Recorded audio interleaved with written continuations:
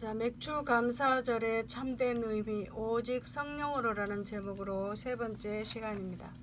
말씀을 레위기 23장 15절에서 21절입니다. 자, 세 번째 시간입니다. 자, 18절 말씀입니다. 18절 한번 읽어보겠습니다.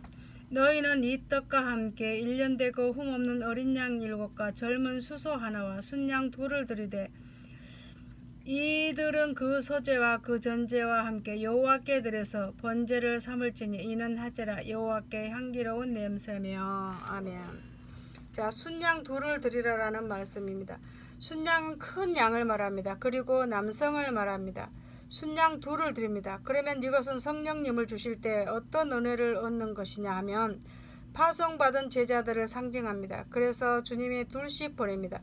여기서 순양이란 이제 은혜로서 양육되어 세상으로 보냄을 받은 사명을 가지고 이 세상의 복음의 전파를 위해서 보냄을 받은 여러분들을 가리켜 말합니다.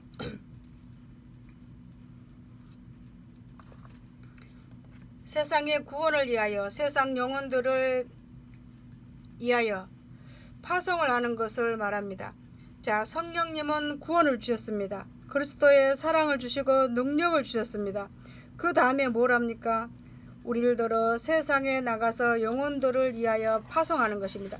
그러므로 이 순양 2이라는 것은 바로 성령을 받는 우리들이 주님의 제자가 되고 이 세상에 죽어가는 영혼들을 위해서 복음 전파의 사명과 파송을 받는 것을 말합니다.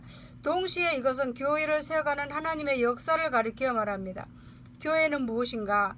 하나님을 믿어 성령을 받고 복음을 이 세상에 전파하는 것이요 교회의 본분이요 사명입니다. 그래서 이 교회됨과 이 교회의 사명은 성령이 이끌어 가십니다. 그런데 어찌하여 성령님은 교회에서 대접을 받지 못하고 있습니까? 주의 종들과 성도들은 지식적인 인식도 없는가? 교회의 무능력과 세속화되어지는 것은 바로 그것들입니다. 성령님에 대해서 세상의 문화와 문명이 발달되어 사람들이 육신적으로 깨우친 까닭이 아닙니다. 소돔과 고모라 시대가 있었습니다. 노아의 시대가 있었습니다. 극한 방탕과 제약으로 치우쳤던 인류의 제약된 시대는 어느 시대에나 있었습니다. 그러나 중요한 것은 언제나 하나님의 영에 붙잡히는 것, 하나님의 신의 감동을 받고 성령이 부어져서 거룩함과 복음으로 영혼들을 살리는 역사를 이루지 않는다면 그 시대가 흑암의 시대가 되었던 것입니다. 우리나라가 문명이 발달했고 경제가 발달하니 교인들이 기도에 힘을 덜 쓰고 신앙생활에 힘을 덜 쓰니 교회가 무능력해진다. 이것은 겉표면일 뿐입니다.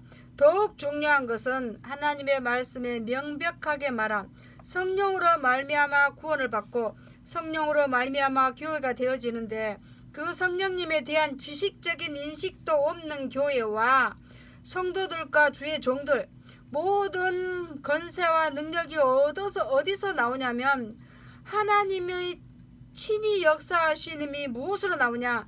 성경에 말씀하신 성령님을 통해서입니다. 그러므로 바르게 알고 크게 사모하여 순종과 충성을 통해 성령 충만한 승리자들이 되시기를 바랍니다. 자, 이렇게 해서 1년 되고 흠없는 어린 양 7에 젊은 수소 하나에 수양 2입니다. 자, 그 다음에는 수소 하나에 순양 2 18절입니다. 이것은 성령님 안에서 주신 우리 주의 은혜를 말하지만 이 셋은 무엇을 말하는가? 성령님의 이 말씀은 소위 하나님의 제3위이신 성령 한 분만 임했다는 뜻이 아니라 삼위일체 하나님 성령 안에서 바로 여러분 속에 계심을 삼위일체 하나님이 성령 안에서 여러분 안에 계심을 말하는 것입니다. 그래서 이 수소는 성부 하나님에 대한 상징입니다. 어린 양 7은 예수 그리스도에 대한 상징이요 수소 하나는 성부 하나님에 대한 상징이며 그 다음에 수양 2로 보내심을 받은 것은 수양 2은 성령님에 대한 상징입니다. 이렇게 해서 성령님은 그냥 영이나 능력이 아니라 삼위일체 하나님 성령님을 통해서 우리 안에 계신 이 은혜를 가리켜 말하는 것입니다. 이 삼위일체 하나님이 성령님을 통하여 우리 안에 계신 것, 이 은혜를 가리켜 말하기도 합니다. 자, 이것들을 여섯 번째로 이 소재와 전제와 함께 여호와께 드려서 번제를 삼을지니 이는 하제라 여호와께 향기로운 냄새며. 레위기 23장 18절인데요.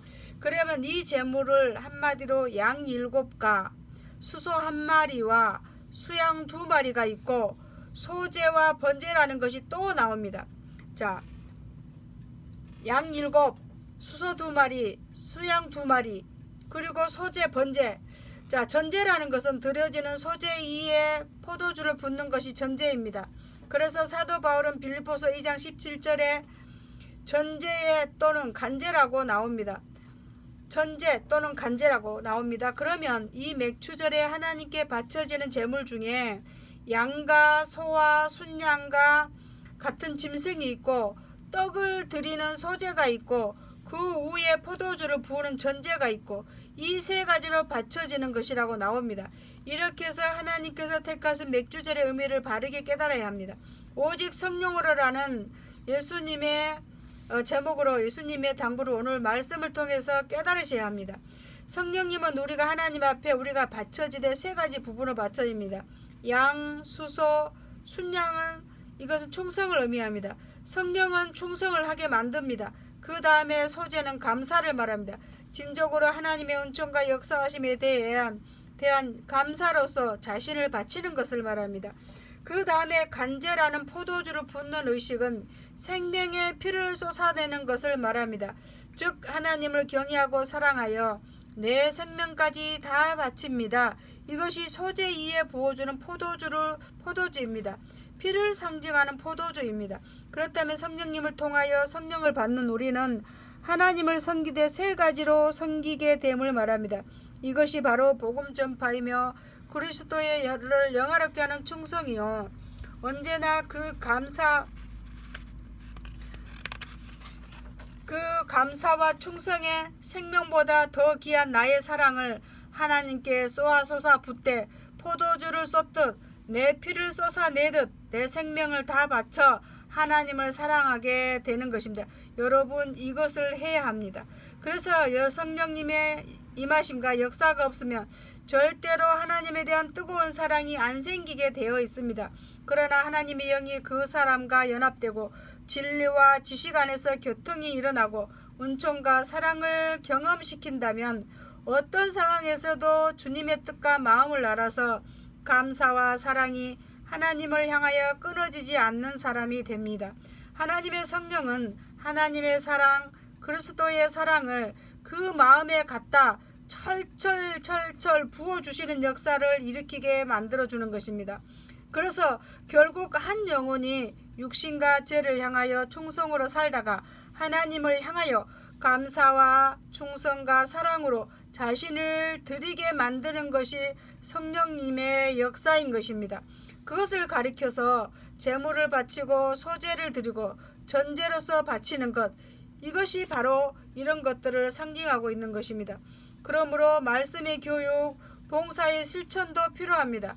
그러나 마음과 힘을 다하여 기도하고 정말로 사모하고 순종하여서 성령님께 잡히는 일은 어떤 신앙생활보다 먼저 있어야 하며 가장 귀중한 것임을 알아야 하고 또 믿어야 합니다. 자, 7번째는 수섬소 하나로 속죄제를 드리며 19절에 이렇게 나와 있는데요. 수염소 하나로 속죄제를 드리며. 자, 19절에 한번 읽어봅시다. 또 수염소 하나로 속죄제를 드리며 1년 된 어린 순양 둘을 화목제 희생으로 드릴 것이요. 자, 이렇게 나와 있습니다. 속죄제, 화목제가 나옵니다. 그럼 여기서 수염소 하나로 속죄제를 드릴 것을 말합니다. 이것은 성령님이 우리에게 주어지시면 성령님은 죄와 사망의 법에서 여러분을 해방시키고 자유케 한다, 그 뜻입니다. 자, 순염소로 하나로 속죄제를 드린다. 이 말은 1년 된 어린 순양 둘을 화목제 희생으로 드릴 것이요. 1년 된 어린 순양 둘을 화목제 희생으로 드릴 것이요. 자, 이렇게 나와 있습니다. 속죄제, 화목제가 나옵니다. 그럼 여기서 수염소 하나로 속죄제를 드릴 것을 말합니다. 이것은 성령님이 우리에게 주어지시면 성령님은 죄와 사망의 법에서 여러분을 해방시키고 자유케 한다, 그 뜻입니다. 죄와 사망에서 여러분을 해방시키고 자유케 한다는 성령님에 대한 뜻입니다. 이 죄악을 속하고 사하게 이기는 역할을 만드는 것이 무엇이냐? 로마서에서 이것이 로마서 8장 1절 2절의 말씀입니다. 그러므로 이제 그리스도 예수 안에 있는 자는 결코 정죄함이 없나니 이는 그리스도 예수 안에 있는 생명의 성령의 법이 죄와 사망의 법에서 너를 해방하였음이니라. 즉 한마디로 예수 그리스도의 그 속죄의 희생을 유효하게 가져다는 역할을 성령님의 역할이다 이 말입니다. 여기서 순념서라고 하는 것은 그리스도께서 죄를 짊어지신 죄의 전제, 죄의 전가가 혹은 죄인된 모습을 말합니다. 이 순념서라는 것은 그리스도께서 죄를 짊어지신 그 모습을 말한다 이 말이에요. 그런데 성령님은 우리의 죄는 주의 십자가 밑에 묻게 하시고 예수 그리스도의 희생의 의의 공로로 우리에게 입혀주시는 역할, 그것이 바로 성령님의 역할입니다. 우리에게 의의 공로를 입혀주시는 역할을 성령님이 하신다 그 말입니다. 그래서 하나님의 성령이 임하면 그 사람은 그때부터 죄에 매이고 율법에 매여 사는 자가 아니라 하나님의 사랑에 직접 매여 사는 사람이 되는 줄로 믿습니다. 그래서 더 이상 율법과 죄로 사는 것이 아니라 하나님의 사랑을 주고받는 그 사랑으로 인하여 영생을 얻고 그 사랑으로 인하여 모든 율법과 정죄로부터 자유한 자로 변화시켜주는 것입니다. 이것이 순념서 하나로 속죄제를 드리며 죄를 없이 하는 모습을 보여주는 것입니다.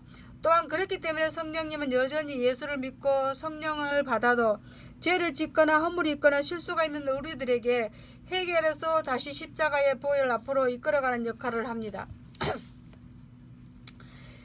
왜 여러분 성령을 해방하면 죄사함을 받지 못하고 지옥에 가느냐? 그것은 그 성령님만이 한 영혼을 해결시키는 거룩한 은혜입니다. 그런데 그 성령님을 모욕하고 멸시할 때는 그 영혼의 강팍함을 해결시켜줄 자가 없기 때문입니다. 그래서 성령님을 해방하면 그것은 성령을 거부하고 멸시하기 때문에 성령님이 그 역할을 해줄 수가 없는 것입니다. 즉 성령님은 우리의 연약함과 못남을 알고 있습니다. 그래서 우리 안에 말할 수 없는 탄식으로 하나님의 뜻이 이루어지기를 기도해 주시는 분이 바로 성령님이십니다.